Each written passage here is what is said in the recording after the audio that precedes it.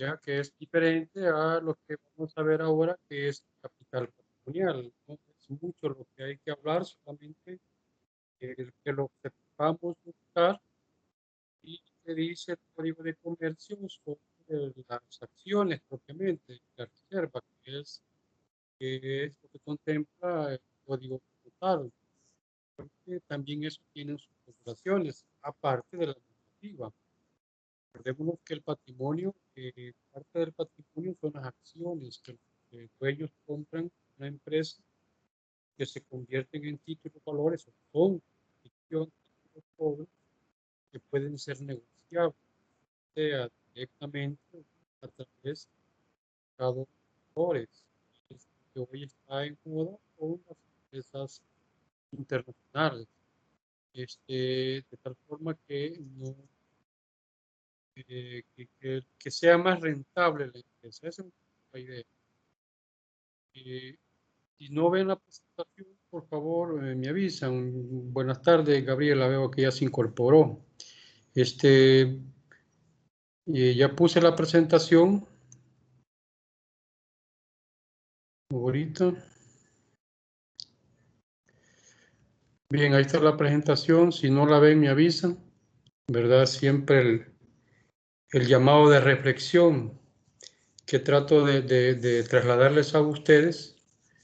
Trabajar duro por algo que no nos interesa se llama estrés. Trabajar duro por algo que amamos se llama pasión.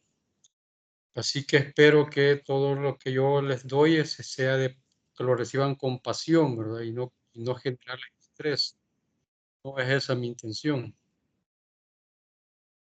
Como decía, vamos a ver un poco lo que es,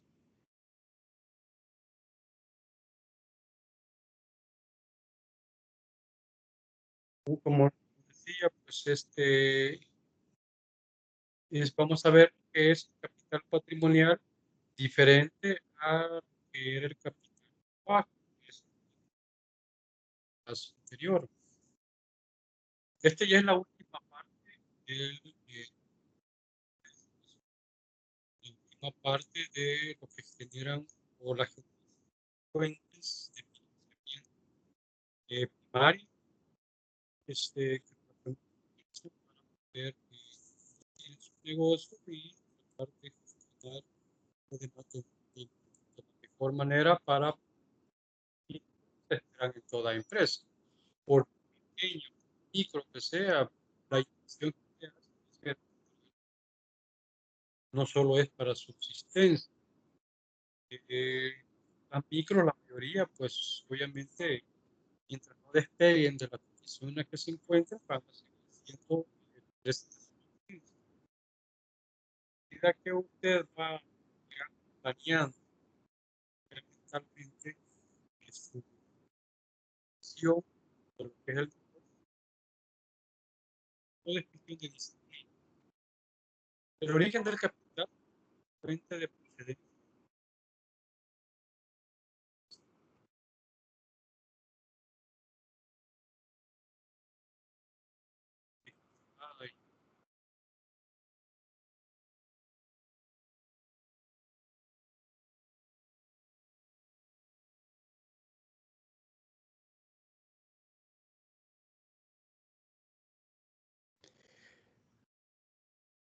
y bien, ya estoy con la presentación nuevamente.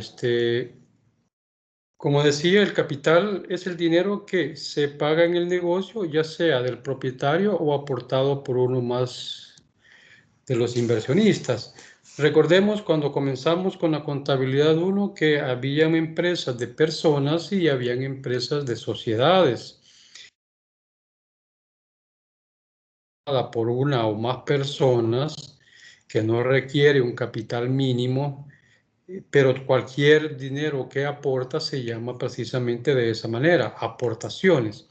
Para una empresa de personas, lo que coloca, el dinero que coloca el dueño se va a seguir llamando aportes.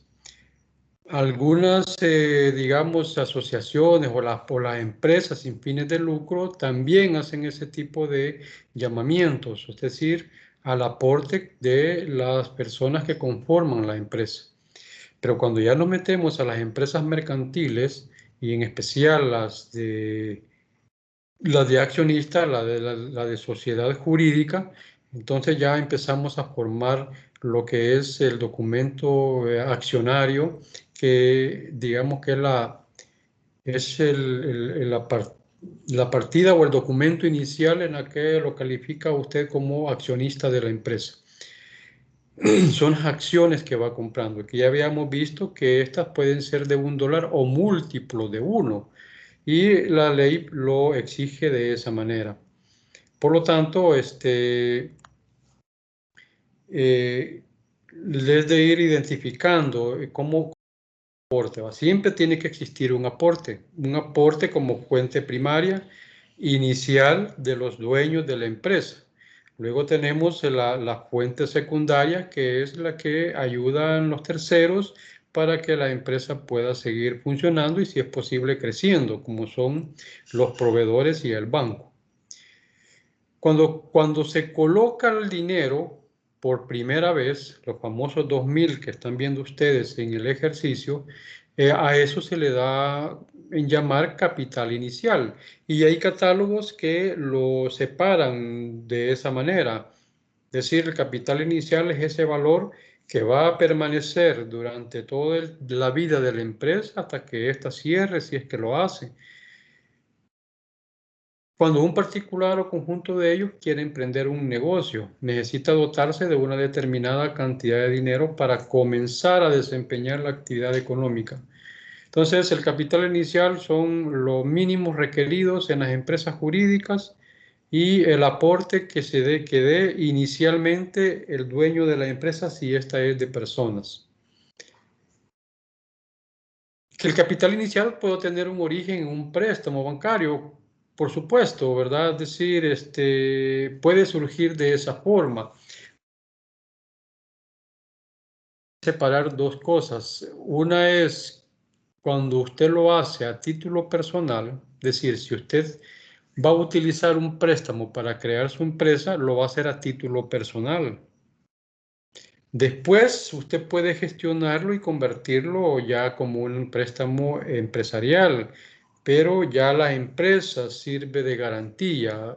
El banco pues ve la manera que usted no pierda esa continuidad como cliente con ellos, porque si usted es una persona que paga al día, ¿verdad? Es un cliente a AA o AAA, entonces no lo va a soltar tan fácilmente y él ve la manera como se hace. Entonces, cuando dice que el capital inicial puede tener su origen en un préstamo bancario, sí, pero lo va a hacer inicialmente a título personal.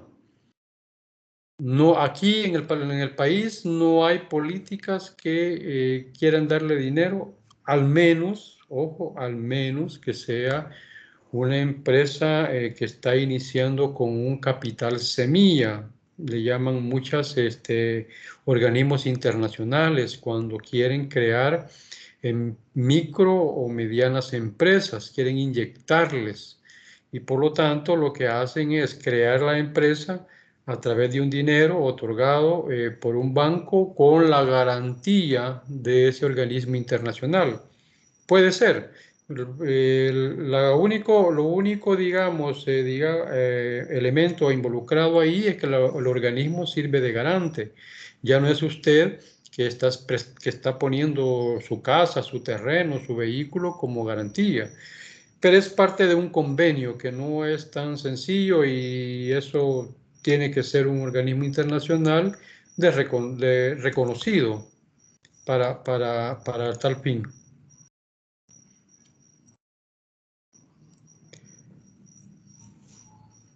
Bien, dentro de lo que es el aporte, decíamos, y ustedes en el numeral 1 y 2 del taller se encontraron que se apertura la empresa por el capital mínimo, que ya ustedes respondieron que era de $2.000, pero la ley exige de que tiene que colocarse el 5%, es decir, debe de emitirse un cheque certificado por el 5% de la cantidad mínima aportable, es decir, $100, el 5% de 2.000.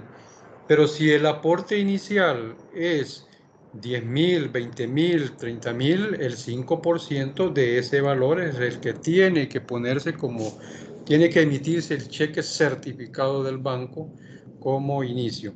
Entonces, a ese capital, a esa parte más bien que usted paga del 5% es lo que vamos a conocer como capital pagado. Es decir, que usted lo está pagando. Más adelante vamos a ver un poco la diferencia entre lo que es el capital pagado y el no pagado, que es básicamente el capital o acciones devengadas. Cuando hablamos de devengamiento, se refiere a el total de las acciones suscritas. La suscripción viene en escritura de constitución de toda empresa. Cuando usted elabora la escritura de constitución, ahí dice cuánto es el capital que van a suscribir inicialmente los accionistas, y digo, el mínimo es 2.000, puede ser más, hasta la cantidad que se quiera, con lo que se quiere comenzar. Y debe de quedar denominado de esa manera, la suscripción, y de esos el devengado es el 100%, pero el pagado es la parte del cheque certificado. Ya vamos a ver la parte de la ley donde determina qué tiempo debe de durar ese capital no pagado, porque da un plazo. En todo caso, si no se cumple el plazo, hay un mora. Ya lo vamos a ver. Entonces, el capital pagado es la parte del capital suscrito que ha sido efectivamente cancelado por el accionista. Aquí está lo que yo les mencionaba, que cuando se habla de una empresa de personas, el financiamiento se conoce como aportes. Es decir, en una sociedad de ¿cómo se llama? De personas como aquellas que dicen y compañía, de RL, ¿verdad? Esas son las que se van conformando con el aporte de las personas. Cuando se habla de una empresa jurídica, que es un poco lo que yo quería determinar con ustedes, es que el aporte de los accionistas ya se convierten en acciones y se conoce como capital. Y una vez que ya se ha aceptado la escritura y ya se va a elaborar el balance inicial, porque es una de las condiciones para inscribir la empresa, para matricular la empresa, se pone ahí como capital suscrito, inicial, si quiere, para que ya, si en el catálogo así lo ha determinado.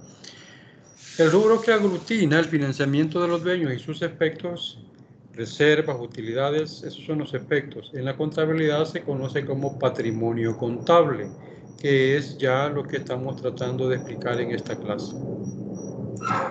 El patrimonio contable es el capital contribuido conformado por las aportaciones de los propietarios de la entidad, conocido como capital social, y capital ganado, conformado por las utilidades y pérdidas integrales acumuladas. La pérdida se registra como capital ganado dentro del mismo concepto. No quiere decir que la pérdida sea una ganancia, no, al contrario. La pérdida lo que hace es quitarle valor al capital social en un momento determinado cuando se quiere valorar digamos, la empresa en su patrimonio. Cuando un inversionista quiere comprar su empresa, lo que hace es ver el patrimonio y las acciones con relación a la rentabilidad. Y si la rentabilidad me está dando pérdidas, entonces quiere decir que mis acciones se han venido para abajo. Y eso no le da valor a la empresa. Sin embargo, por eso se anota en este párrafo como parte del capital ganado. ¿Por qué? Porque es la gestión de la empresa en el tiempo. La gestión le puede generar ganancia como también le puede generar pérdidas.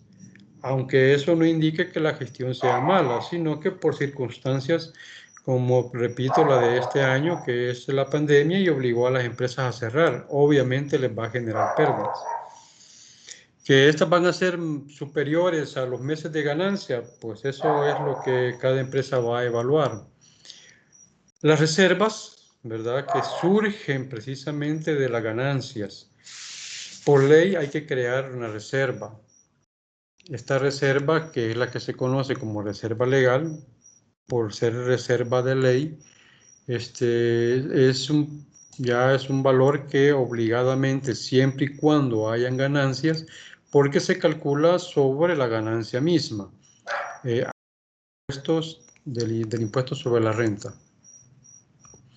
El Código de Comercio, en el artículo 29, determina qué es el capital social y dice que está representado por la suma del valor establecido en escritura social. ¿Por qué dice suma? Porque ahí determina cuál es el porcentaje o la proporción de los accionistas en la sociedad. Es como el porcentaje que les he puesto en el taller.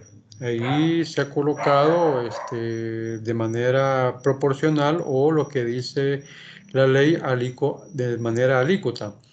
Para las aportaciones, en escritura social, para las aportaciones prometidas por los socios, figura siempre del lado del pasivo del balance, de modo que en el patrimonio debe existir un conjunto de bienes de igual valor, por lo menos el monto del capital. ¿A qué se refiere esto? Pues a la ecuación patrimonial. Lo que hay en el activo tiene que ser igual a la suma del patrimonio y el capital. Si no hay pasivo más patrimonio. Si no hay pasivo, pues entonces el activo va a ser igual al capital. A eso es lo que quiere decir este artículo 29. El 126, que es un poco más lo que nos interesa en esta parte, por el ejercicio que estamos desarrollando. En las sociedades de capitales, la calidad personal de los socios o accionistas no influye de modo esencial en la voluntad de asociarse. La calidad personal de los socios o accionistas no influye. Es decir, ahí puede entrar cualquier persona. Que hayan prejuicios dentro de los mismos socios, pues es otro problema. Pero la ley no lo inhibe, ¿ya? Y la escritura no puede decir tampoco dentro del contexto que solamente va a aceptar a personas de un mismo sexo, personas de una misma religión, no. Eso no lo debe decir y la superintendencia se lo va a rechazar al primer párrafo o a primera escritura que esté diseñada de esta manera. Su capital se divide en partes alícuotas representadas por títulos valores llamados acciones, ¿verdad? Cuando hablamos de partes alícuotas nos referimos a eso, a la parte proporcional, al porcentaje de cada quien. ¿Y por qué lo determina así? Bueno, cuando hay distribución de las utilidades entre los socios, también se hace de esta manera, respetando esa parte de proporcionalidad. Si usted aportó 100, el accionista, ¿cómo se llama? El colega accionista aportó 200, etcétera, y así diferentes valores, entonces se sacan los porcentajes y la utilidad se va a distribuir de acuerdo al aporte que cada quien ha realizado a la empresa. El artículo 127 nos dice que en las sociedades de capitales los accionistas se limitarán a su responsabilidad al valor de sus acciones. Relación siempre con la parte alícuota. Es decir, si hay, pues también van a ser distribuidas de acuerdo a la cantidad de participación que tiene. Quien arriesgó más, obviamente va a ganar más. Pero si la pérdida se ha dado, pues así también va a responder por eso. Y se limita a las acciones. Ya no es con la cuestión personal o con los bienes personales que una empresa que no es jurídica responde.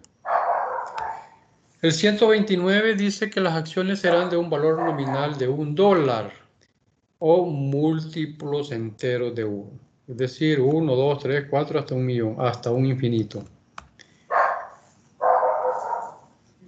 El aporte que hacen normalmente para generar la empresa es lo que nosotros vamos a conocer como acciones ordinarias. El código así lo define. Tal vez no quiero entrar mucho en detalle en esto, pero sí es necesario que lo conozcan. Hay varios tipos de acciones. Nos vamos a limitar solamente a dos, que es la normal, ¿verdad? La que conforma el capital social y que son conocidas como, digamos, técnicamente, como acciones ordinarias. Pero también están las acciones preferidas. Ya el 159 del mismo código nos determina que en escritura social, ahí hay que darle vida. Puede establecerse que el capital social se divida y represente por diversas clases de acciones, determinando en su caso los derechos y obligaciones en cada clase, que cada clase atribuye a sus tenedores con arreglo a las disposiciones de este código. Repito, tiene que nacer en escritura, no puede surgir de un acuerdo de dirección. ¿Qué significa esto? Que si hay un cambio, es decir, si en un momento determinado se decide que tienen que existir acciones preferidas, tiene que elaborar una renovación de escritura de constitución, ¿verdad? Y no lo va a decidir la junta directiva, ese es un punto de asamblea general, es decir, recordemos que en las empresas jurídicas existe la asamblea de socios. La asamblea de socios elige a la junta directiva que los va a representar y luego pues se sigue lo que es la parte ejecutiva u operativa, gerentes, subgerentes, directores, etcétera, como usted quiera llamarlo. Entonces, una vez que hay un acuerdo de asamblea, se saca el punto de acta y se modifica la escritura de constitución y entonces ahí se incorporan las acciones preferidas. Esto para cualquier inclusive adición que quiera hacerse a la escritura, que no lo contemple. Por ejemplo, cuando usted forme una sociedad anónima y no dictamine que es de capital variable, o sea, las que se llaman empresas SADCB. Si usted en la escritura no consta de que puede ser de capital variables, entonces, y quiere aumentar su capital, entonces tiene que modificar la escritura y hay que ir a asamblea y hacer todo ese proceso que les acabo de mencionar. Entonces, las acciones preferidas, ¿qué son? Son acciones de personas que quieren contribuir a la empresa, pero con la condición de que éstas sean retornadas en los intereses que se puedan pactar. Casi viene siendo como un financiamiento de una persona natural o de una empresa como capital de trabajo para que en un momento determinado le sea reconocido algún tipo de dividendo o un interés pactado. Ya vamos a ver la diferencia esencial de estas acciones preferidas con las acciones ordinarias. El artículo 161 nos menciona que no pueden asignarse dividendos a las acciones ordinarias, sin que antes se señale a las de voto limitado, un dividendo no menor del 6% su valor nominal. ¿Qué dice? Que si usted contribuye con acciones preferidas a una empresa, entonces la empresa le pacta con usted reconocerle un porcentaje. Y ese porcentaje, dice el 161, no puede ser menor al 6%. Y esto independientemente si la empresa gane o pierda. Ya le está diciendo que no puede darle un valor menor a su valor nominal. ¿Cuál es el valor nominal? El valor de las acciones. Puede ser que la empresa maneje los $2.000 de acciones ordinarias con los accionistas iniciales y que luego entró un accionista, digamos, un inversionista con acciones preferidas y puede ser mayor a 2.000, a 3.000, a 5.000, lo que sea. Lo importante de esto es que hay que darles el tratamiento que de acuerdo a la ley así lo establece. Bien, además de las acciones que se deben de tener que deben de tener las empresas, sociedades anónimas o las sociedades jurídicas, también está la creación de las reservas. ¿Qué es la reserva? La reserva es una cantidad de dinero que nace de los resultados del ejercicio para que ésta sea utilizada en un momento determinado que la misma ley establece. En primer lugar, está para cubrir algún tipo de pérdida o quiebra que lo pueda llevar a la quiebra de la empresa. ¿Ya? Y resolver digamos, ese compromiso vencido que no tiene forma de cómo pagarlo. El 295 nos dice que son aplicables a las sociedades anónimas, las reservas, las disposiciones contenidas en el artículo 123 y 124. El 123 dice que la cantidad que se destinará anualmente para formar la reserva legal de la sociedad de respuesta limitada, ojo, será el 7% de las utilidades netas y el límite mínimo legal de dicha reserva será la quinta parte del capital social. Esa es el límite mínimo.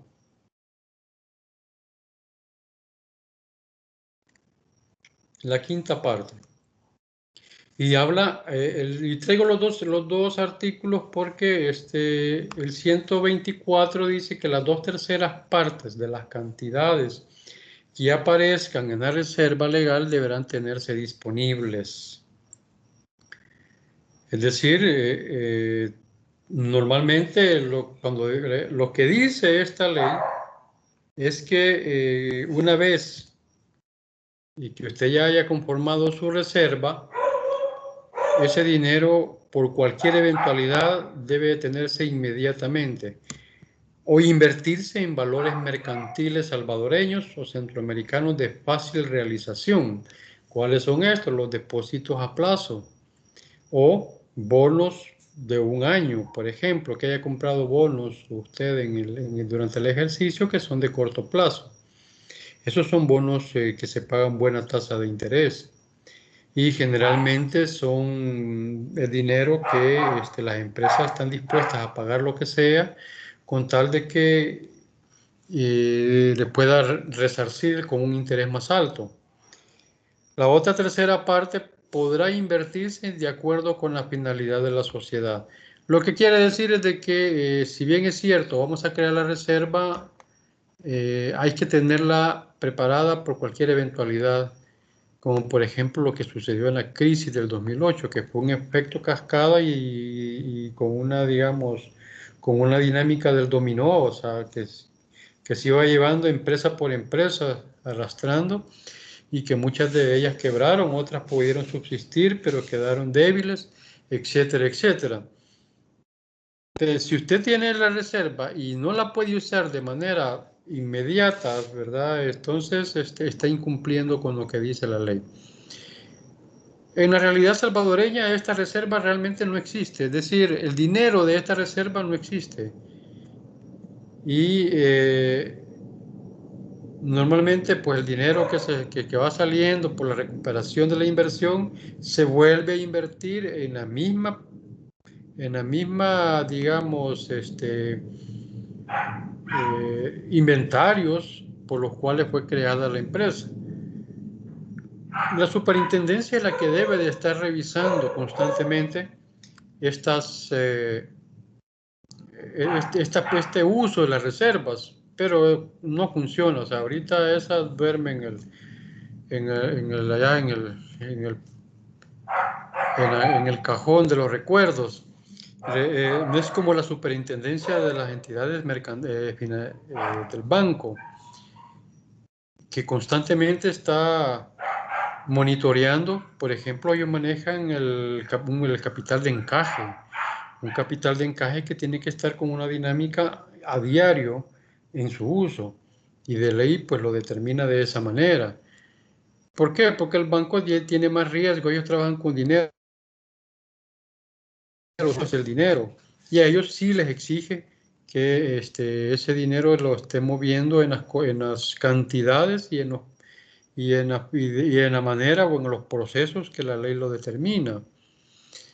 Digo, en las sociedades mercantiles, quien debe de estar vigilante de estas acciones es la Superintendencia de Entidades Mercantiles, que no funciona, digamos, de una manera activa, es muy pasiva. Sí hay visitas, pero de una manera muy pasiva. Cuando hablamos del patrimonio, nos referimos a luego la estructura la cual constituye ese patrimonio y luego cómo está constituida esa estructura. Empezamos con lo básico. Son todos los elementos que constituyen la financiación propia de la empresa. Es uno de los 3 elementos patrimoniales del balance de situación junto con el activo y el pasivo, que nos genera básicamente la ecuación patrimonial, que ya hemos hablado un montón de veces. Y aquí tenemos un esquema de a qué se refiere esta participación patrimonial. Tenemos el activo, ¿verdad? Que son con lo que se adquieren los recursos, bienes y derechos, ¿verdad? Y lo que es el pasivo, el neto patrimonial, que es el pasivo propio, en este caso es el patrimonio, y las obligaciones o pasivo exigible, que vienen siendo los proveedores y los bancos que financian el dinero para poder seguir trabajando. Tradicionalmente, el patrimonio neto está compuesto por las siguientes cuentas. Ya hablamos del capital social, que es el aporte inicial, y todas aquellas que se van incrementando en el tiempo. Pagadas o no pagadas. Reservas, ¿verdad? Que son las utilidades retenidas afectadas en el porcentaje que la ley determina o en el porcentaje que la Junta o la Asamblea General de Accionistas hayan determinado retener. La reserva legal es una reserva obligatoria, pero también hay reservas voluntarias. En las asociaciones cooperativas, las reservas legales de ley son la reserva legal, la que hemos estado viendo, y la reserva de educación. Para ellos eso es legal. Las reservas voluntarias son cualquier tipo de reserva que la junta directiva haya determinado que hay que crearla para poder invertir en algún proyecto futuro. Podría ser. O para algún otro fin que la misma junta determine o la misma asamblea determine. Y por supuesto los resultados acumulados. Se llaman acumulados porque mientras no se distribuyan entre los accionistas, es decir, mientras no se haya determinado que se van a repartir en dividendos, entonces estos van a seguir formando parte del patrimonio. Y por eso que ustedes van a ver en los balances donde dice los resultados acumulados de ejercicios anteriores o solamente resultados de ejercicios anteriores. Y está el resultado del presente ejercicio. Son 2 cuentas que se manejan para ir diferenciando cuánto es lo actual y cuánto es lo que ya pasó. Por supuesto que ya en el renglón que corresponde poner los resultados acumulados, pues se pone la suma de los dos. Porque a veces no interesa mucho esa separación. El capital social surge directamente del aporte de los dueños. Los otros 2 surgen de los resultados del ejercicio, es decir, de la gestión que la administración ha venido desarrollando para el crecimiento de la empresa.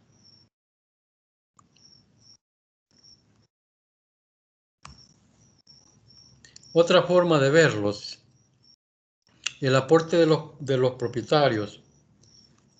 La reserva de utilidades es el monto que no se distribuye una vez cerrado el ejercicio, ya sea por disposiciones de la empresa, disposiciones legales o por la voluntad de los socios según su origen. Y motivación pueden ser reservas legales o reservas estatutarias o reservas facultativas. Ya vamos a ver un poco qué significa cada una de ellas. Pero el hecho es que las reservas de utilidades son, digamos, la fuente que me generó esas reservas. Resultados no asignados.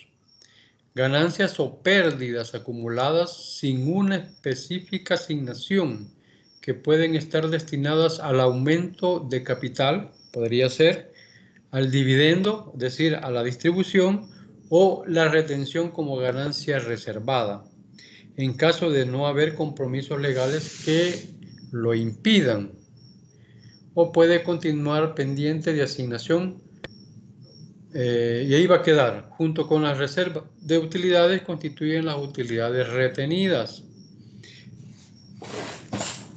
Bien, digamos que estas conceptualizaciones es el resultado de las acciones tomadas en un momento determinado cuando ya se hace el cierre del ejercicio.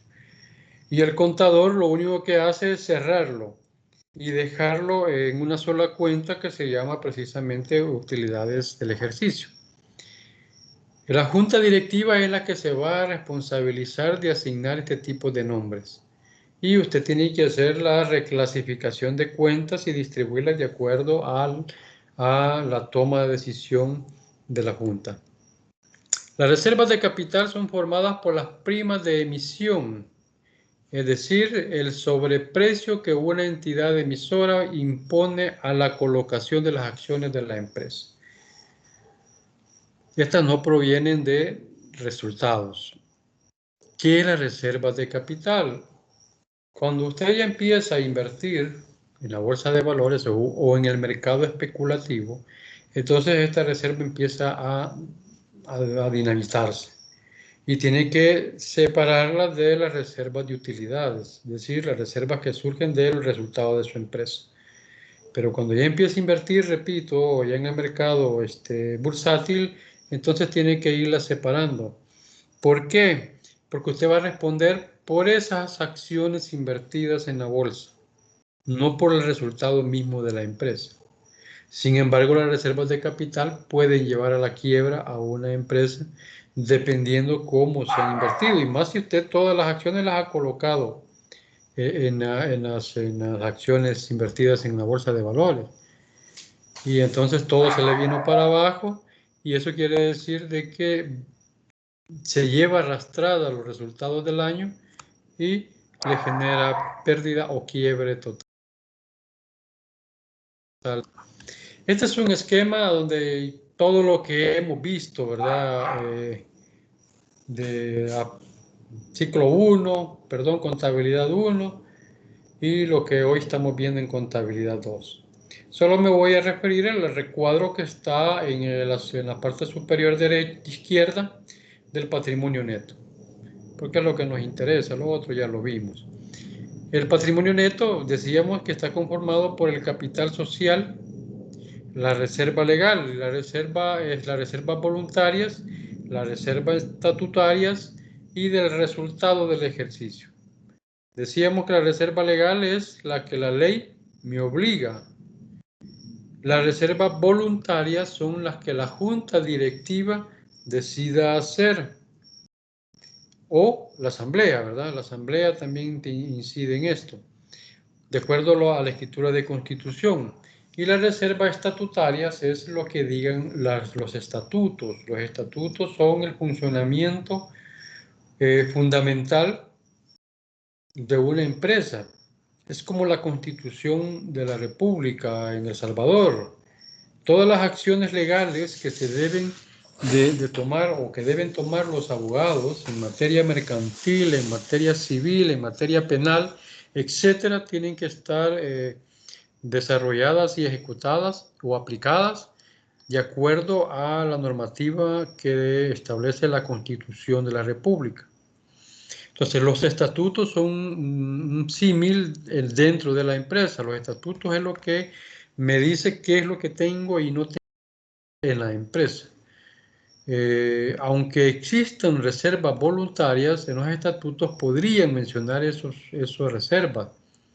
Y ahí determina que dice que las reservas voluntarias pueden ser autorizadas por la Junta Directiva o por la Asamblea General de Accionistas.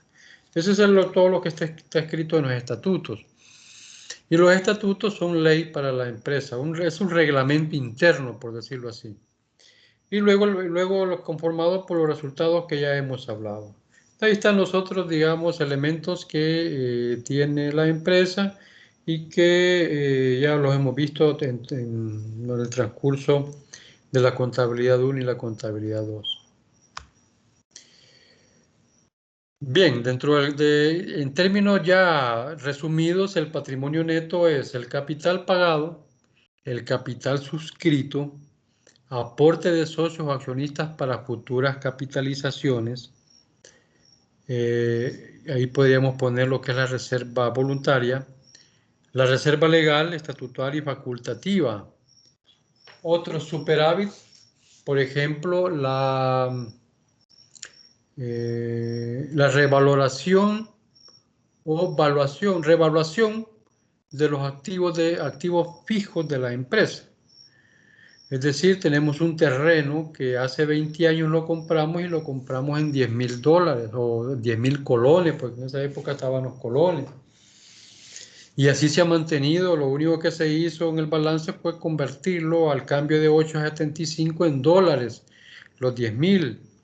Pero resulta de que los terrenos, en vez de depreciarse, aumentan de precio, aumentan de valor. Entonces, la empresa lo que hace es contratar a un perito, un valuador, autorizado por el Ministerio de Hacienda, para que le haga una evaluación del terreno y luego determina que ya no vale 10,000 colones, sino que hoy vale $10,000.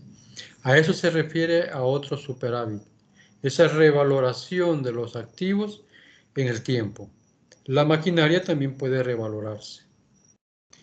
Y por último tenemos la utilidad o pérdidas acumuladas, utilidad o pérdida del ejercicio después del impuesto sobre la renta. ¿Qué es el capital pagado? Es el que ha sido efectivamente cubierto por los accionistas en la forma establecida en el contrato social. Ese famoso 5% que estamos haciendo en el ejercicio es el capital pagado. El capital suscrito es el que determina la responsabilidad de los accionistas en la escritura de constitución, ahí lo determina. Y que no puede ser menor de los 2,000 que hemos venido hablando, puede ser más. Y consiste en la parte que cada accionista se obliga a pagar en la constitución o en los aumentos de capital de acuerdo a lo establecido en la ley de asociaciones o de compañías o en el Código de Comercio, su reglamento y el estatuto de la misma empresa. Puede que haya reservas voluntarias que ya se estén determinadas en el estatuto de la empresa, siguen siendo voluntarias, pero se puede reglamentar que estas voluntarias tienen que pagarse en el transcurso de 6 meses o un año hasta completar el valor que se ha constituido como reserva. Que no lo quiere pagar el accionista, bueno, ese es el problema de él, y lo que sí, los estatutos deben de contemplar digamos, la reacción negativa hacia el pago de esas acciones, porque pudo haber sido que él no votó, ¿verdad?, por esas reservas voluntarias, pero como la mayoría manda o el que tiene más acciones manda, entonces está obligado a hacerlo, porque así fue constituida la sociedad. Luego están las reservas como tal. Ya hablamos de la reserva de capital, reserva legal, estatutarias y facultativas. Decíamos que la reserva de capital registra el saldo de las cuentas reservadas por revalorización del patrimonio y reexpresión monetaria originada por el sistema integral de corrección monetaria. Esto, bueno, ustedes puede ser por la moneda, pero también está por la inflación. Su balance puede tener mayor o menor valor dependiendo el índice de inflación que se tenga. ¿Por qué se hace esto?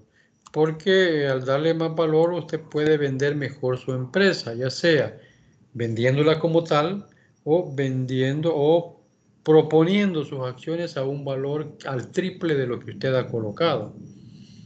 Tenemos el valor accionario según de acuerdo a los estatutos, ¿verdad? Y de acuerdo al código, que sus acciones fueron constituidas por, por uno o múltiplo de uno o por 100, por 200, por $300 y eso es lo que va a ir describiendo en esta parte.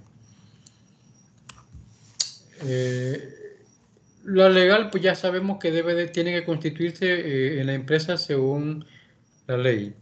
Y ahí habla de unos porcentajes. La estatutaria se basa en los estatutos de la empresa. En las utilidades líquidas se destina un porcentaje para constituir este fondo y es de carácter obligatorio. Fíjese. Es decir, los estatutos ya me dicen que tengo que pagar esa reserva o aportar mi reserva porque ha sido definido para un fin específico. Las facultativas son los que la ley faculta o permite que de las utilidades líquidas del ejercicio, es decir, ya lo último, neta, la empresa destine un porcentaje para formar la reserva especial o facultativa.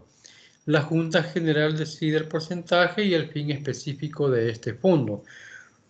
Podría ser, por ejemplo, que se va a crear la reserva para crear una sucursal, ¿ya?, de la empresa.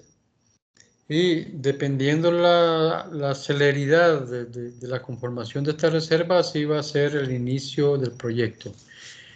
Puede ser que se haga una reserva facultativa para crear algún tipo de prestación adicional a los empleados o a los mismos accionistas. Es decir, las razones existen muchas. Lo importante es que nosotros sepamos de que hay una cantidad de reservas creadas para fines diferentes. Por último está la utilidad o pérdida acumulada de ejercicios anteriores, que registra las pérdidas, bueno, las ganancias, etcétera, etcétera, de acuerdo a la gestión que la empresa ha realizado en el tiempo. Y así va a ser el resultado. Después del impuesto a la renta, esta cuenta refleja el resultado obtenido por la empresa. Bueno, eso es obvio. Bien, esto es lo que tenemos de la parte patrimonial y un poco para ver la temática de lo que hemos estado trabajando. Solo me dediqué a esta parte del tema primero porque no quería alargarme y no quería poner más. O sea, hablar de la parte patrimonial es meternos ya hasta lo que son, digamos, la forma de inversión de los accionistas. Es un mundo totalmente, digamos, amplio y muy interesante, pero a la vez complicado porque requiere mucho conocimiento de estadística, mucho conocimiento de lo que es ingeniería económica para poder meterse a ese mundo, que no es difícil, obviamente, pero sí, como digo, un poco complicado y hay que tener las bases matemáticas para poder trabajar en ellas. A los que les guste la matemática, pues pueden meterse en eso y les va a dar ya como profesión muy buenos resultados. Bien, voy a tratar de explicar, ya está el segundo taller y espero que lo hayan bajado. Solamente quiero, digamos, aclarar algunos aspectos del primer taller, porque sí, no quiero que se confundan. A veces uno cree que ha hecho la redacción adecuada y en el camino, pues, quien lo está leyendo no lo entiende de esa manera. Preguntas que me han hecho que quisiera aclararlas. Voy a poner un poco más amplio. Si tienen preguntas ahorita me pueden interrumpir para ir específicamente a su duda, por si no hay tiempo para abordarla. Pero vaya, teníamos el numeral 1 que decía yo que el numeral 1 es lo mismo con el numeral 2, tiene que ver con la misma partida. Lo que sucede es que en el numeral 2 ustedes tienen que armar un cuadrito donde van a conformar el porcentaje de participación. Pero lo que se quería explicar era que el capital mínimo, ya ustedes lo dijeron, que era de $2,000, solamente iban a emitir un cheque, ¿verdad?, certificado por el 5% de ese aporte, es decir, los $100. Yo hice la partida en la clase anterior y le determinaba lo que era que en el banco o efectivo y equivalente iban a estar los $100 o en caja, pues como sea, luego de caja se pasa al banco. Es decir, ese aporte al final tiene que terminar en el banco. Otros lo que hacen es tener el cheque certificado y guardarlo en caja fuerte, mientras no se, digamos, coloque el 100% de las acciones. Es decir, que este cheque va a estar en caja fuerte y contablemente en caja hasta máximo un año.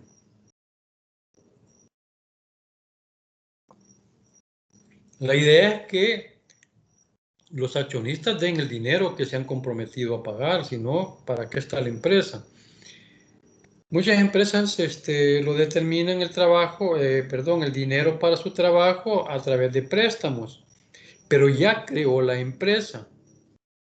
Ya colocó el 100% cuando hablábamos de que podría ser por financiamiento. Lo puede hacer una vez que ya la empresa esté constituida, que la escritura ya está registrada en el registro de comercio, valga la redundancia, y que para terminar de colocar esa diferencia del 95%, ya puede hacer un préstamo empresarial, ¿verdad? Y completar ese porcentaje. Y de acuerdo a la Junta o a la Asamblea General de Acción, para completar las acciones y que la empresa lo va a pagar o el accionista lo va a pagar. Modalidades, hay un montón de formas de hacerlo, siempre y cuando la ley no lo prohíba. Pero bien, lo que tenían que hacer acá no es tan complicado más que la comprensión de la partida misma. Decía que era el efectivo y equivalente, banco o caja, contra cuentas por cobrar, que es la diferencia del 5%, del 100 menos el 5%, contra patrimonio, que es en la cuenta de mayores acciones o capital, ¿verdad?, accionario. Y ahí terminaba la partida. Repito, el cuadro era para que determinaran ustedes la participación de los socios en las cantidades que aquí se menciona. ¿Lo pueden hacer en la misma partida? Claro que lo pueden hacer, no hay problema. Lo importante es que determinen, al final la sumatoria de cada uno de ellos tiene que sumar el aporte inicial, que en este caso los 2,000. Luego, en la segunda partida, hablábamos de que nos dieron un préstamo. Aquí no había que calcular nada, solamente el préstamo que nos daba, es decir, calcular intereses me refiero. Solamente habría que registrar el préstamo, ¿verdad?, que ingresó al banco y restarle lo que el banco cobra por el derecho del préstamo, por las operaciones del préstamo. Es decir, el 3%. Me siguen si no ven el ejercicio, el detalle del ejercicio me avisan porque yo asumo de que sí lo están viendo. Luego en el 4 pues dijimos que se creaba la caja chica, ¿va? Y no es más que caja chica contra banco porque de banco va a salir la plata.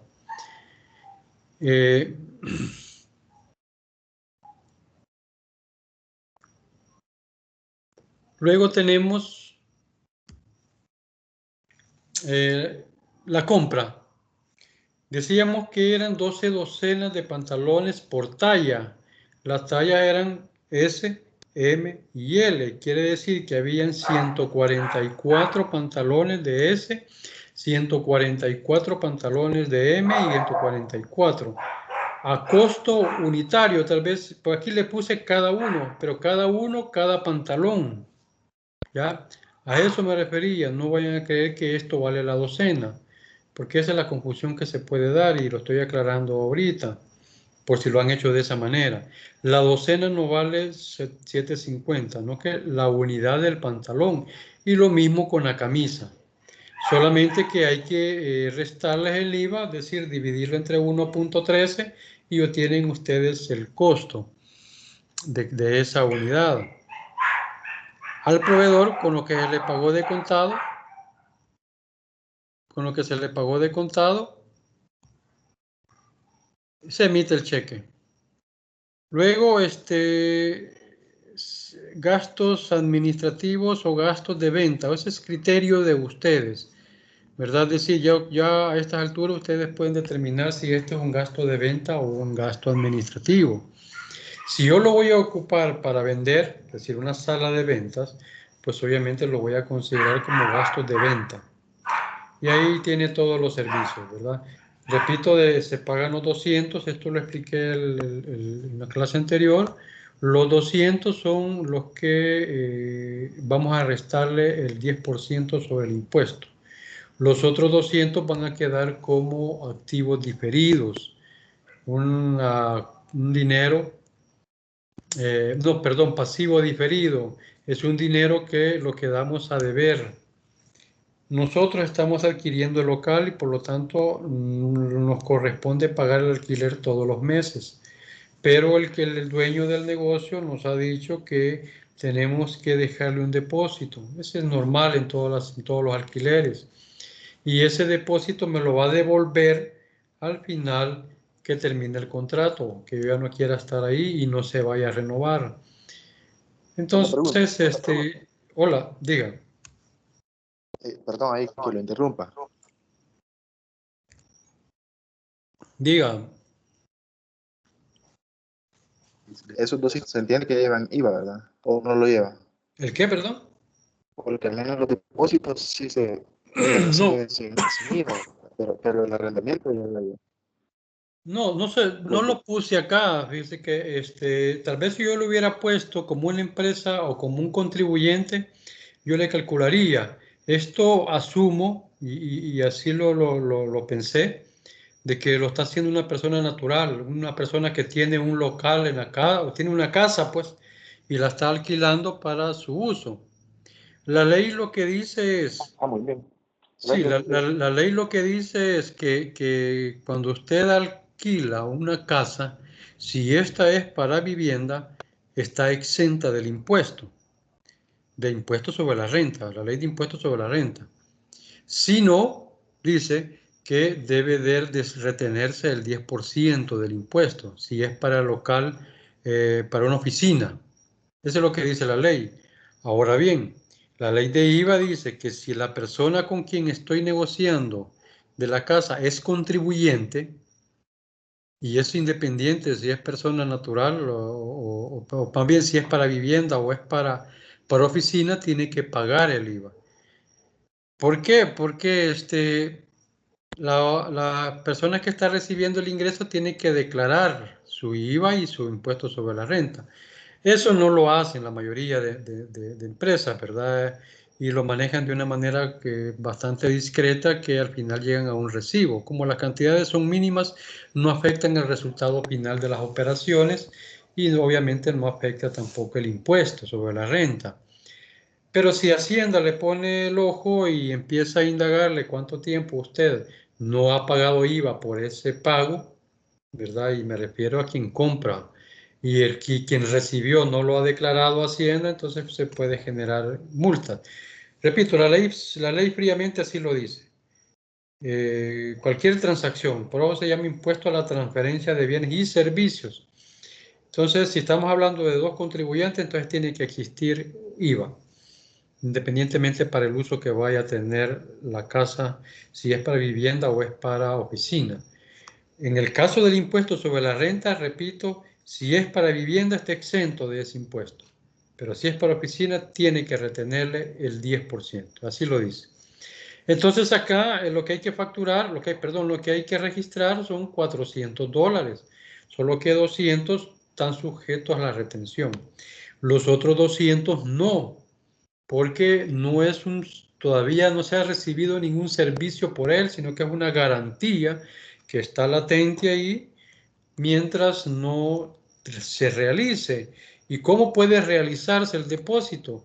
En el caso de que el cliente que está alquilando, ¿verdad?, la casa, se la deje dañada y el dueño de la casa se cobre con el depósito.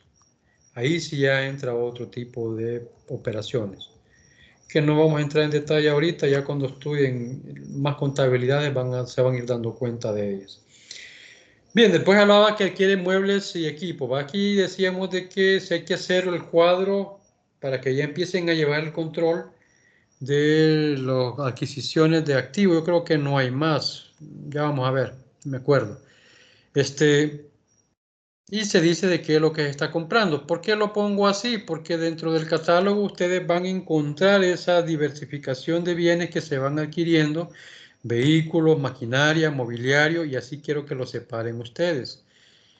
Y dice cómo se pagan, ¿verdad? Estas son como características para que ustedes lo pongan en el concepto del bien adquirido y que lo podamos utilizar. Luego tenemos la primera venta y aquí habla ya 25 unidades de las 144 que se vendieron. ¿A qué precio? A 3 veces su costo. ¿Y cuál era el costo? Vamos a ver si puedo entrar a, ¿cómo se llama?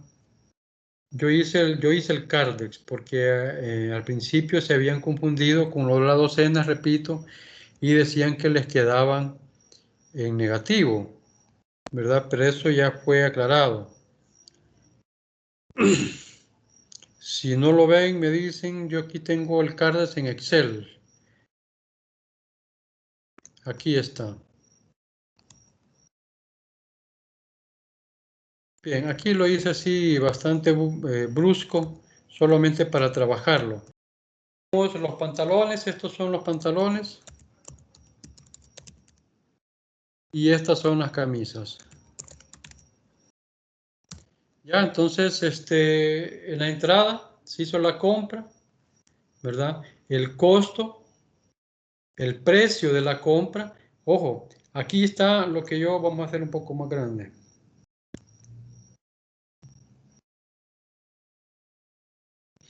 Aquí está el costo de 7.95 que lo dividí entre 1.13 y me da su costo real.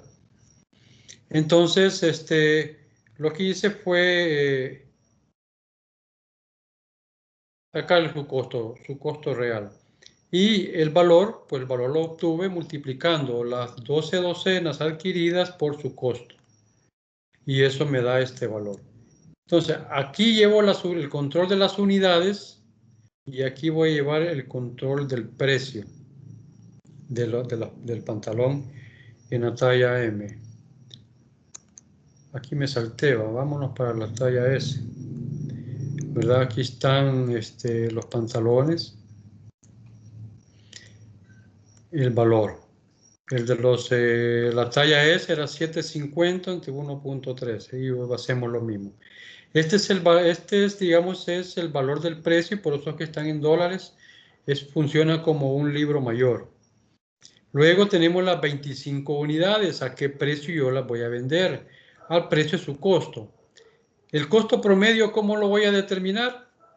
Divido el total del saldo del valor de los bienes entre la unidad de existencia total, ¿verdad? No de las entradas, no que existencia, porque aquí pues van a haber más entradas. Y entonces obtuvimos el precio de venta. ¿A cómo lo va a vender? Pues solamente multiplica, ¿verdad?, su costo promedio por 3. Ese es el precio de venta, sin IVA. Entonces lo que va a hacer es multiplicarlo por 1.13 y este es su valor de venta. Así debe de estar la venta como tal. Vamos a poner acá.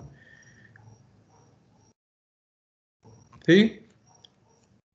Tenemos que la venta como tal se va a hacer de $19.91 por unidad y la venta con IVA es de $22.50. Es decir, lo que va a facturar van a ser $22.50. Luego se hizo otra compra La compra de 72 lo voy a hacer de un solo, porque para irme de un solo al ejercicio, al detalle, al enunciado más bien. Compramos 72 al precio que ahí estaba determinado, es decir, 7.60 entre 1.13. Y lo que hago es volver a hacer la multiplicación de 72 por 1.3 por el valor de ya sin IVA de 6.73. ¿Y cómo determino mi nuevo costo promedio? Dividiendo, digo, el saldo entre el total de las existencias. Las existencias han sido determinadas por las entradas y las salidas. Es decir, a la anterior le sumo las entradas y le resto las salidas. Lo mismo hice acá, ¿verdad? Y determino la nueva cantidad de unidades en existencia. Es el control de Cartes, que ya lo hemos manejado. Y el costo promedio, pues, está determinado de la división entre el saldo. Como ven, es sencillo. Lo que pasa es que son 6 productos en la cual ustedes deben de manejar ese control. Bien, no sé si ven ahorita el enunciado. Si no, me avisan. En el numeral 9 decía que se remesa la venta. Esto es sencillo, ¿verdad? Decir equivalente sobre equivalente contra equivalente, lo único que cambia es la cuenta, la subcuenta, que es recibe banco y retira caja. Luego tenemos en el numeral 10, o sea, el 10 de octubre, la empresa adquiere otra compra, ¿verdad? De las 72 unidades que mencionaba. En pantalones dice 6 docenas, pero de camisas se mantienen las 144, ¿ya? Y ahí va determinando usted su costo promedio. Ya no lo va a vender en la misma cantidad, ojo. El precio de venta varía porque el costo promedio varía. O sea, es el tres veces la venta del costo. Como estamos bajo el método del costo promedio ponderado, va a ser el del precio de este promedio que tiene el producto. ¿Devolvió el 10% de la compra el cliente? Bueno, lo vamos a reingresar. Creo que aquí lo tenía. Lo vamos a ingresar porque es la talla L. Ingresaron 3, regresan a la bodega, inventario 3. ¿Y a qué precio? Pues al precio que lo vendimos, ¿ya? Lo vendimos, este está la talla L, ¿verdad? Lo vendimos a 7.21. Entonces, como lo vendimos, volvemos a establecer el costo promedio. Como es insignificante, no varió. Variará en milésimas, tal vez. Pero pueden haber cantidades mucho mayores que me puede variar este costo promedio. En este caso, pues no nos varió nada. Puede variarnos. Probemos acá, por ejemplo, que devolvió 60. Tenemos 2.45. Ya. No varió.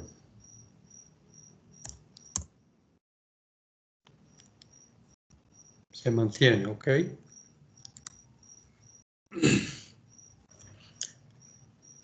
Y queda treva. Pero sí va a variar en cantidades grandísimas. Aquí no me está afectando en mayor cosa.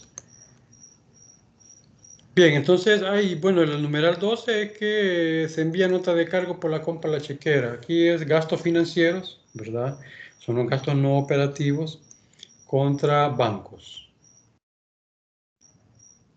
Recordemos también la parte del crédito fiscal, pues aquí habla de más IVA. Quiere decir que en el costo financiero van los $40, luego van los créditos fiscales por el valor del IVA y descargamos la suma. Repito, lo que yo voy a evaluar en estas partes, en estas presentaciones parciales, nada más es el libro. Yo les decía, les pongo acá siempre, y lo mismo voy a hacer con la otra, que les voy a agregar esto porque tienen que llevarlo a la par. Eso les va a servir para ir sacando la información que van a ir necesitando. Es importante. Bien, no sé si hay preguntas. Voy a presentar el segundo taller. Lick, Sí, ¿puede sí, repetir otra vez la partida 9 de la... No, la 11, perdón. la 11. Sí. Va, ahorita.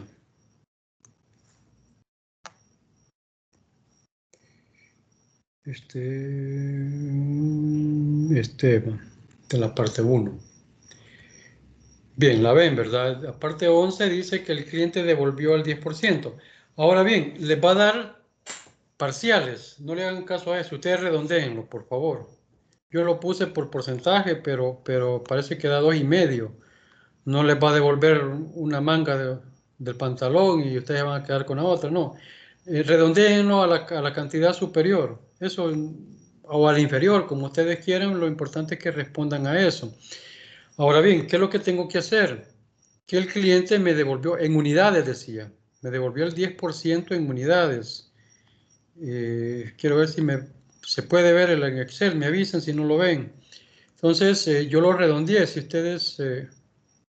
Si yo multiplico de las 25 unidades por el 10%, me da 250. ¿Ya? Pueden redondearlo sumándole aquí el punto 50 o pueden utilizar la fórmula, creo que así se usa, redondear, ¿verdad? Este valor. Quiero ver si funciona conmigo.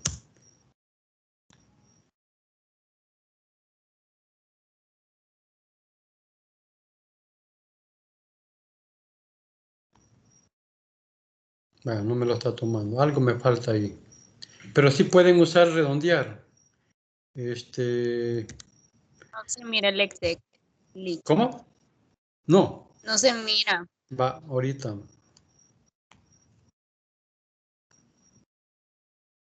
Fíjate lo malo de este sistema, que no puedo entrar a de una sola vez, a pesar de que los tengo en el escritorio. Bien, les decía de que si yo hago la operación, entiendo que ahorita sí lo ven, ¿verdad? Me avisan, por favor. Que yo el 10% lo que hago es multiplicar las cantidades que se vendieron al cliente por el punto 1, que es el 10%. Entonces da 2,5. Y pueden utilizar la fórmula, que yo sé que es redondear, aunque a mí ahorita no, algo me falta aquí. Número decimales, bueno, no sé. Pero me da error. Hay pocos argumentos. Vemos si...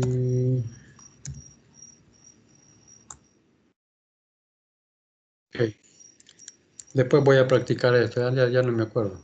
Eso puede ser usar la fórmula de redondear, como digo, o agregarle, ¿verdad? El punto 5. Y ustedes tienen 3. La idea es llegar a un número mayor o inferior. Lo ideal es superior. Y nada más da la entrada en el Cardex, es decir, porque el cliente me lo devolvió. Y venderlo, darle ingreso al precio que se vendió. Lo vendimos a 7.21. Esto es por lógica, no, o sea, si la gente lo quiere descargar con otro precio, le va a tener algún tipo de distorsión. Que si lo quiere ingresar a 7.24, que es mi costo promedio, va a ir distorsionando un poco lo que es el valor. Al final le va a dar cero existencia acá y aquí va a terminar con un valor que lo puede ajustar. Eso no es problema, usted lo puede ajustar al final. Y eso creo que se va a hacer lo que va a suceder, porque hay un evento por ahí que le va a distorsionar esa parte. Pero lo que quiero recalcar es que con la devolución yo lo voy a recibir al precio que lo vendí, al costo promedio. ¿Ya?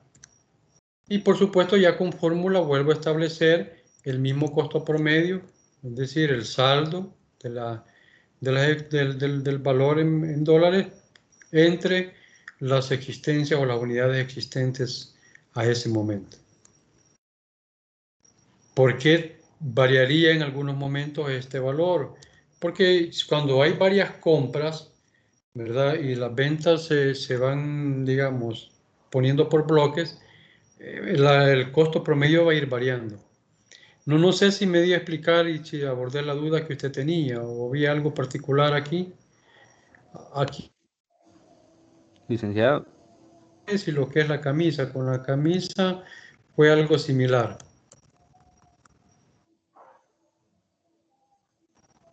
¿Ya?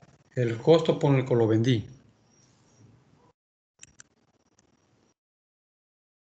Si tiene dudas, por favor me avisas para seguir, porque quiero hacer la presentación del segundo taller. ¿Alguien más tiene duda de esto o quien me habló? Por favor me dice si ya abordé la duda.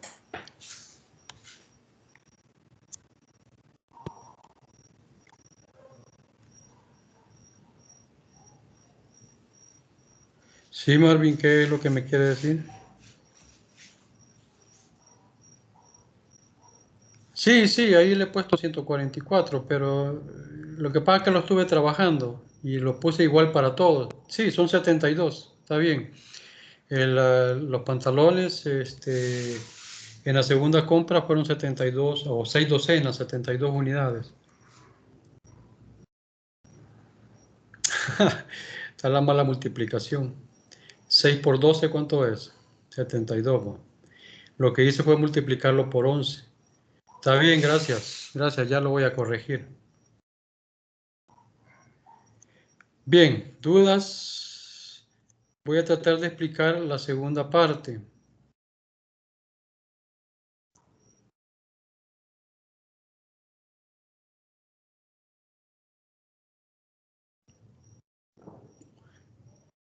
Bien, si no lo ven, me avisan. Ya es la segunda que les acabo de colocar hoy en la tarde de la segunda parte del taller.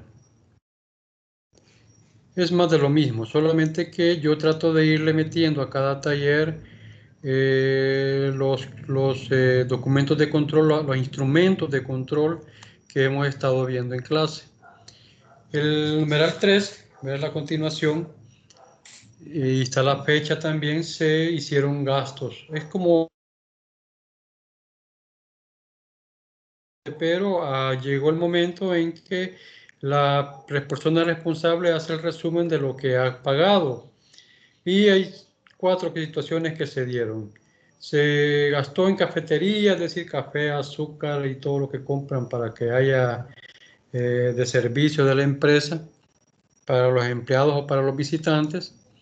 $25, hay que sumarle el IVA. 15 vales de combustible a $10 cada uno.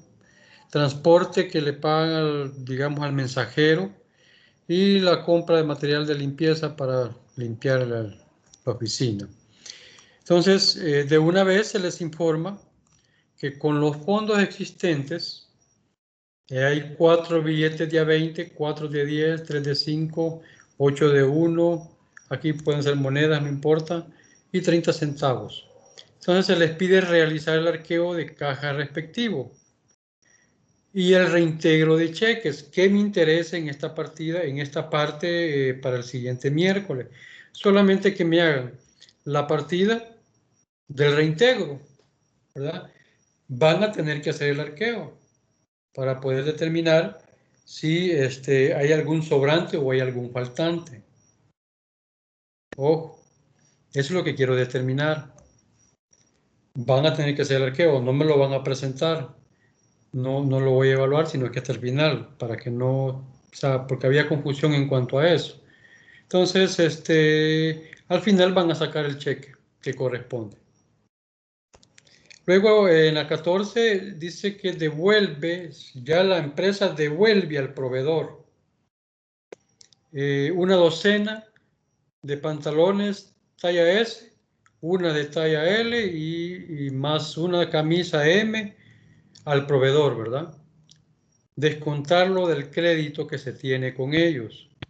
Entonces, cuando yo voy a devolver es de la compra realizada y se la voy a devolver al precio que él me la vendió. Ahí no voy a tomar el costo promedio, sino que voy a devolvérselo al precio que él me lo vendió, ¿verdad? Porque ellos facturaron una cantidad. Facturaron inclusive dándome algún tipo de promoción, algún tipo de descuento, que aquí en este caso no hay. Pero yo se lo voy a devolver y lo voy a descontar de mi crédito al precio que él me lo vendió. Ojo con eso, no es promedio. Y lo van a restar del CARDEX, lo van a poner como salida. Luego tenemos la segunda venta de 50 unidades, ¿verdad? Y ahí están las condiciones. Siempre las 3 veces de su valor, del costo promedio determinado. Ojo las fechas tienen que ver de manera secuencial. Aquí fue el 2, ¿verdad? Aquí es el 3. Aquí van a establecer un nuevo precio de costo promedio. Incrementarles el IVA a los precios que ahí están, eso ya lo saben ustedes. El 16, que es el 14 de octubre, los clientes BT y LA depositan en el banco el 50% de su crédito. ¿Ven? ¿Por qué hay que llevar los auxiliares? Fácilmente ustedes jalan la información y la ponen en las partidas. El 17, la empresa cuenta con 3 personas laborando y a quienes se les va a pagar los siguientes salarios. CZ con un salario de 350 más comisión por la venta realizada a la fecha. La comisión es del 5%. Dice la fecha, o sea, las ventas que se hayan dado ya es una venta, ¿va? No, las 2 ventas que diga. GM con un salario de 800 y TV con un salario de 2000, ¿va? Supuestamente es el dueño.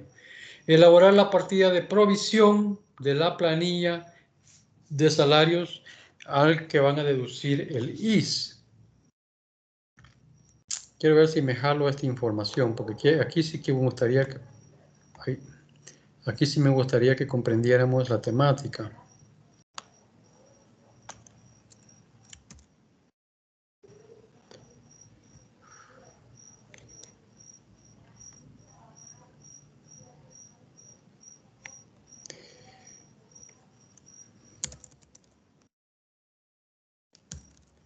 Voy a pasar a Excel, no sé si lo ven así. Quizás me voy a salir, voy a entrar a Excel otra vez. Ok.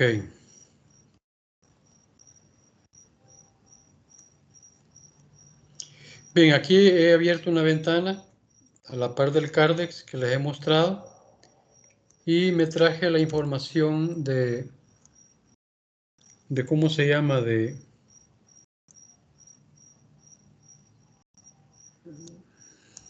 enunciado. Creo que aquí está tardando un poco. Yo creo que tengo mucha información. Ah, puchica. Bien.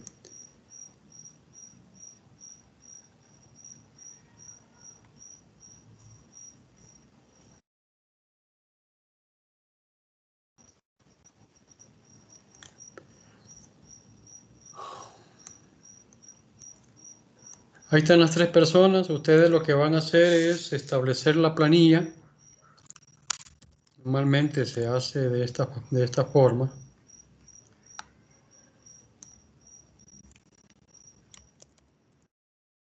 Vamos a hacerlo un poco grande.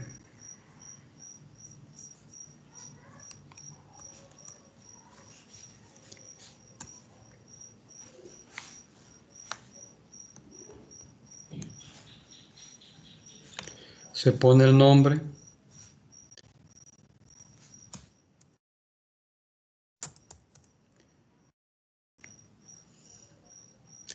En ese orden o como quieran ponerlos.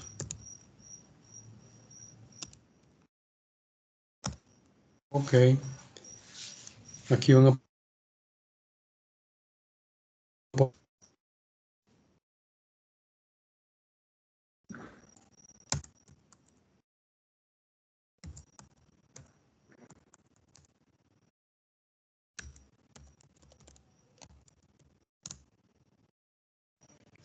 aquí va el 5% que habíamos hablado.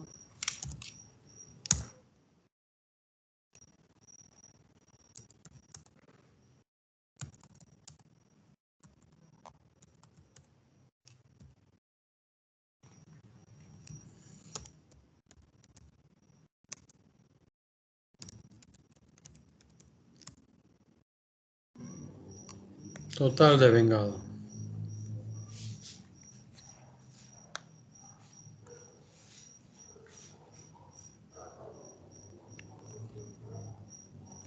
Entonces va a ser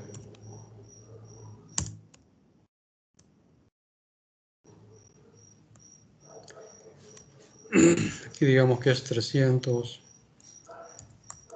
para que no haya confusión. 300 más que 400 ganados. Es mucho.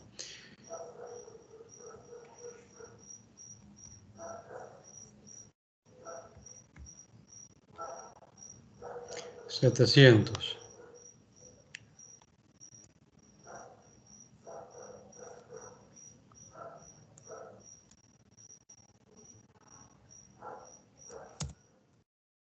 A 500 ganó el amigo.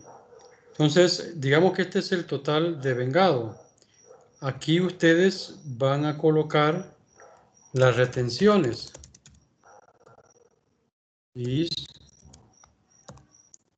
AFP, impuesto sobre la renta.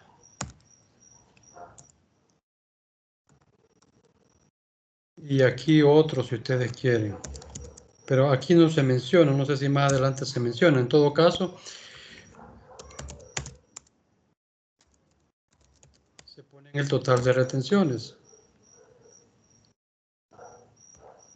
Entonces, bueno, aquí ya sabemos que es el 3%. Aquí ya sabemos que es el 7.5, ¿verdad? Recuérdenme ahí, por favor, por si se me ha escapado. Y aquí, de acuerdo a lo de vengado.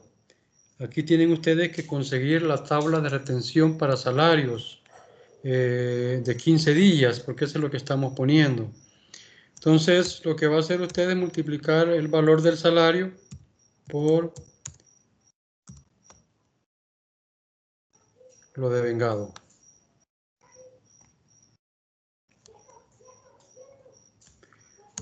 A lo que quiero llegar va a ser lo siguiente.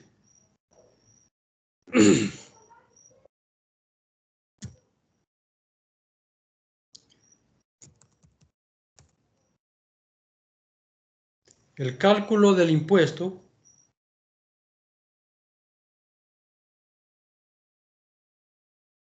vamos a ver si podemos hacerlo.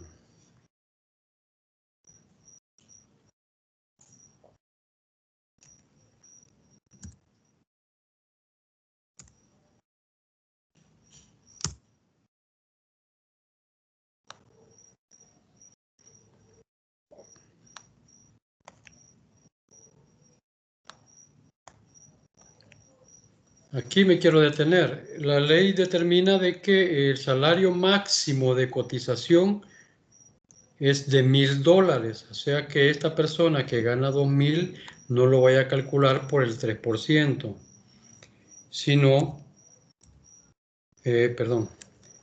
sino por los 1,000, por el tope que determina la ley. Entonces, lo más que puede descontarle usted de retenerle a una persona laboralmente y patronalmente es $1,000 sobre ese cálculo. Con el AFP no hay ese problema. El AFP hay hasta 7,000, creo que es, no sé, el tope se ha subido. Antes era 5,000 y fichas, eran valores en colones y que cuando los cambiaron a dólar quedaba así con centaviados. Entonces, lo que quiero determinar es que cuando usted vaya a calcular el impuesto,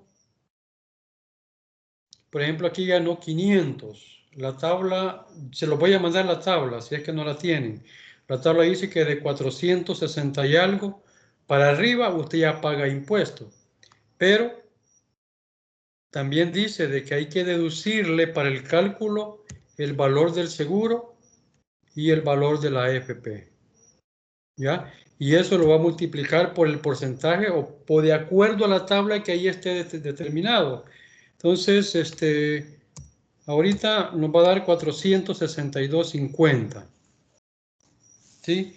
Si la tabla dice que de 466 para arriba está sujeto a retención, entonces va a pagar un impuesto. Y ahí está la tabla. Si no la tienen, yo se las puedo conseguir, ustedes las pueden bajar de internet. Lo que quiero dejar resaltado es que tiene que restarles las retenciones del Seguro Social. Una vez que ya tenga esos valores, lo suma. Aquí hay que calcularlo. Suponga que este total me da 10%, ¿verdad? Que es lo que a los liberales les retienen. Ojo, no es 10%, hay que sacar la tabla.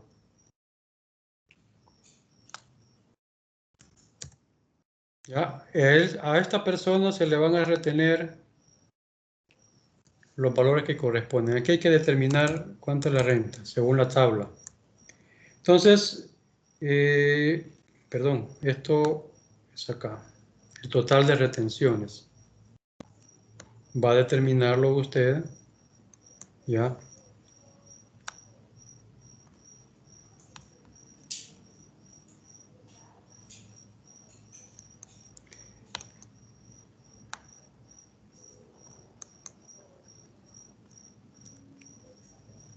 Para luego sacar, digamos, el salario líquido, le llaman.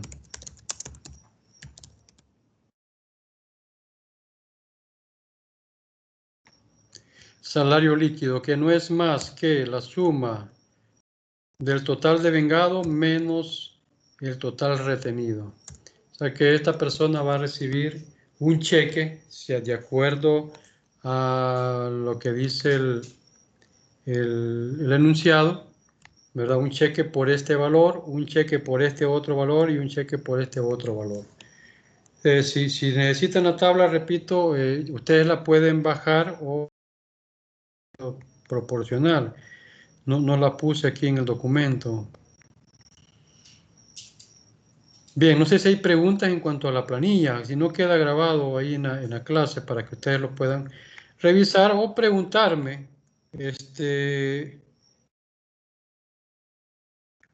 O preguntarme por correo. Entonces, ¿qué es lo que van a hacer? Realizar la provisión. En el catálogo ustedes van a encontrar en el pasivo donde dice salarios por pagar. ¿Y qué va a ir en el debe? Gastos de venta y gastos de administración. Eso queda a criterio de ustedes, si que es venta o administración. El criterio está determinado por el del lugar donde se realizan los gastos. Repito, eso califico criterio y ustedes lo ponen donde sea, pues tienen que justificármelo, pero no es, digamos, relevante en todo caso. Y aquí están, dice, bueno, aquí se les hace la advertencia que para el cálculo de este último, o sea, del impuesto sobre la renta, deben deducir los dos primeros. Bien, aquí provisionaron la planilla. En el 18 o el 15 de octubre, la empresa realiza otra venta, la tercera, bajo las condiciones que ya hemos estado hablando. Aquí no cambia en nada, solamente el movimiento en el CARDEX. El 16, la empresa paga publicidad del negocio por el valor de 250 más IVA y emite cheque. Entonces, gastos de venta, publicidad, habla ahí en su cuenta de detalle contra bancos, porque se emite cheque. Aquí viene ya el mismo 15 o 16, ahí les pagó un día después, ¿verdad? Había pandemia. Se les paga la planilla. Como la planilla ya está provisionada en el valor que corresponde, solamente el valor que han provisionado, si salieron que $2.300, va a ser planillas por pagar, 2.300 contra bancos, nada más. Lo que sí hay que determinar, que aquí no se los puse, quizás al final está, es el aporte patronal. Tienen que tener control del aporte patronal. Creo que al final se les pide. Pero en la quincena calculen la retención patronal del seguro de AFP. Son esos dos. El impuesto sobre la renta no hay aporte patronal más que el pago a cuenta que se tiene por los ingresos recibidos mes a mes. Luego el 15 siempre la empresa realiza la cuarta venta, ¿ya? Y en las condiciones que aquí están. Solamente esas van a trabajar. ¿Qué van a hacer? Lo mismo. Trabajar libro diario, ¿verdad? ¿Qué es lo que voy a calificar? Pero a la par tienen que llevar estos controles. Libro de bancos, de inventarios, activo fijo, el libro de cuentas corrientes y por proveedor. Proveedor pues es como un libro mayor. Este sería digamos, el ejercicio del taller. ¿Dudas?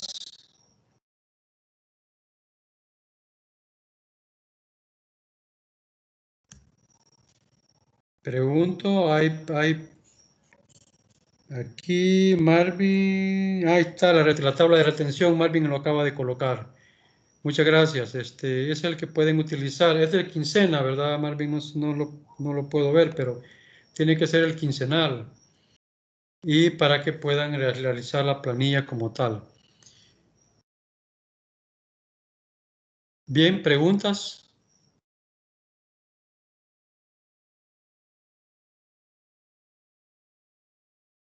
¿Todo azul?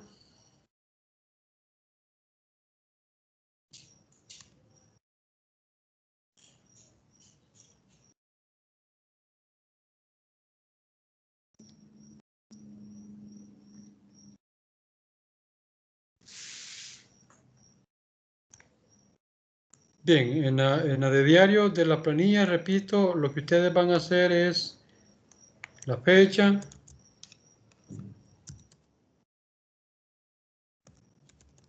concepto, no código, ¿verdad?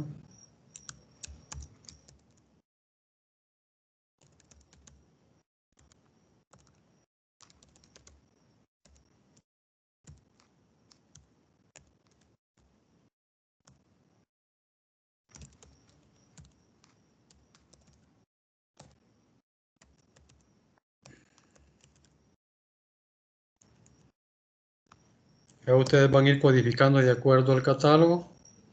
En el concepto, pues ya decía que son los gastos de venta, ¿ya? Salario, que viene en el parcial. Si van a hacer aquí el aporte patronal, pues pongan is patronal.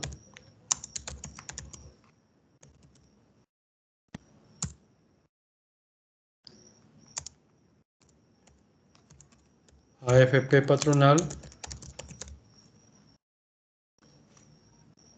¿ya? Y los valores que corresponden. Y lo mismo con gastos administrativos.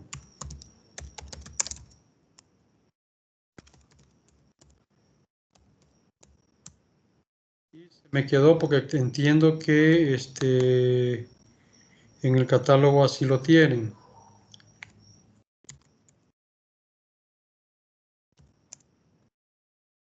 Comisión por venta.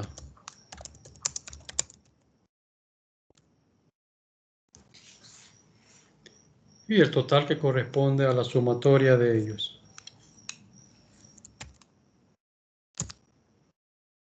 Ahí tienen ustedes los gastos administrativos. Los gastos, perdón, los gastos operativos.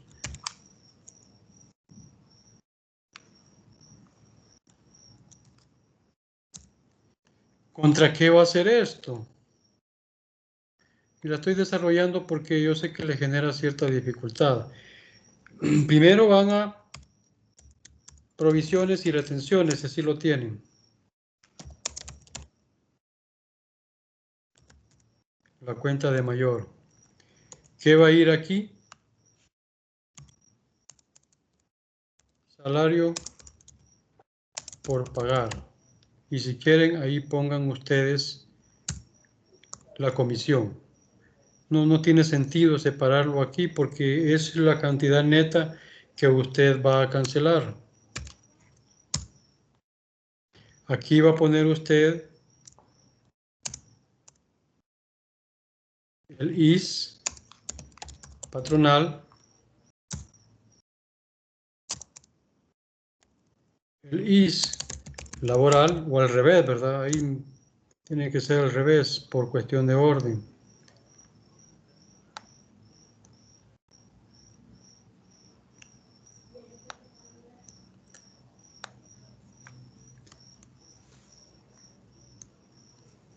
Que vienen en los parciales.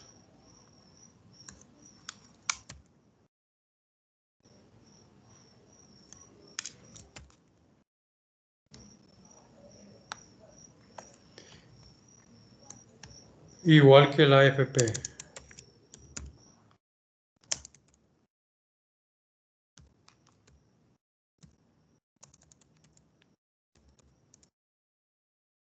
Siempre me voy con el patronal.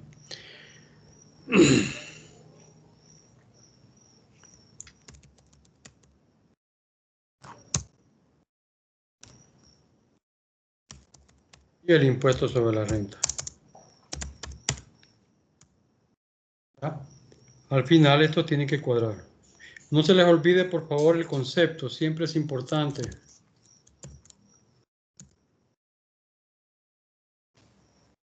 Entonces, de aquí ustedes sacan el total.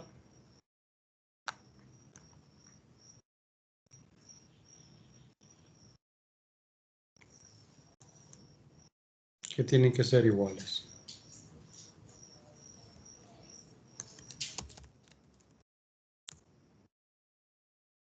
Bien. ¿Preguntas?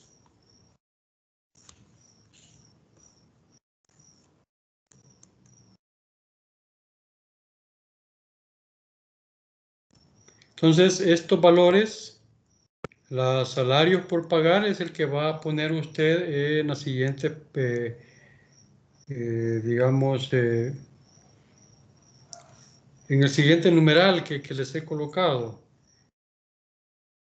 Y estos juntos los va a pagar cuando corresponde pagar las planillas del Seguro Social y de la AFP. ¿Ya? El Seguro Social, usted tiene que presentarlo en los primeros 5 días hábiles, la planilla que se ha devengado, y tiene hasta el fin de mes para pagarlo, la planilla del Seguro Social. El AFP no, tiene los primeros 10 días hábiles, al igual que los impuestos con Hacienda, tiene los primeros 10 días hábiles para pagar la planilla, presentar la planilla y pagarla. Bien, dice Marvin que es la quincena, la tabla que ahí aparece. Ok, eso sería lo que tenían que estar trabajando para esta semana que viene. Vuelva a preguntar, preguntas. Si no, pues démosle y que esto se está poniendo más interesante con las que faltan.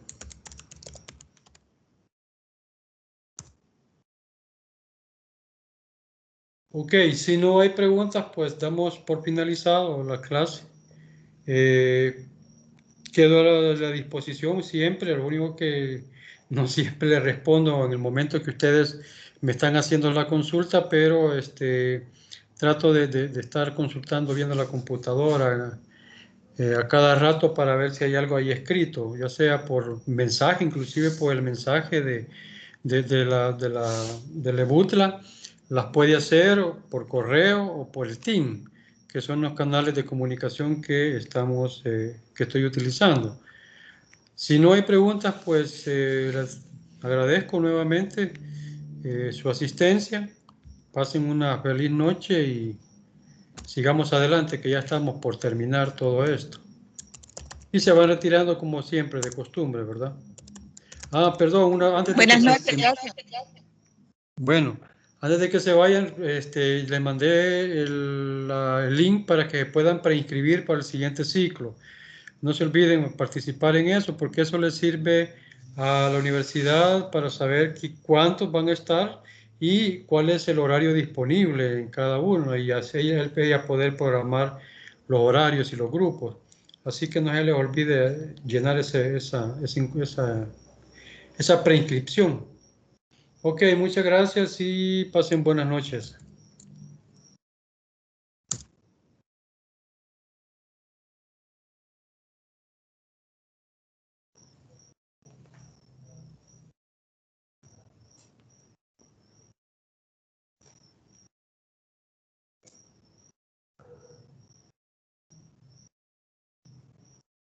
Buenas noches a todos. Buenas noches.